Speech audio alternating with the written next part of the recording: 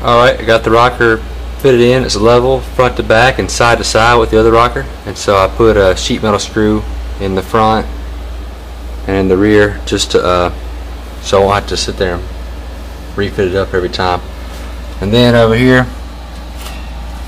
just like on the other side, I had to cut a slit and push this against the metal, and then I'm just going to probably take a little piece of copper and stick it back there and tack it, and then take it to the workbench and weld that up. If I got to put a piece in there, I will, and that way it sits flat on that toe board.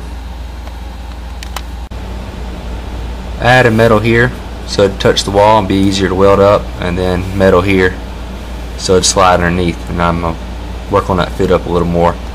Down towards the toe board, I added a 1/4 inch at the top so it'd lay flat, and now it looks like it's going to be okay. I'll just take it off and do some painting and rust prevention, and I'll be able to put it on for the last time.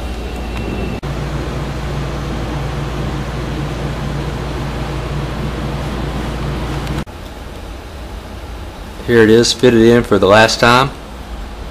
I drilled all my holes where the old spot welds were, that way I don't unnecessarily mess up any galvanized. Most of it was still in good shape.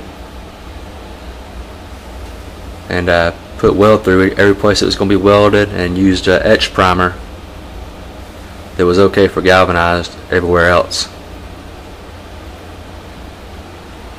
Up here you'll see where I had to add some metal and fit that up, and then here's the toe, the flange that goes to the toe board where I added metal. So now I'm going to weld it in.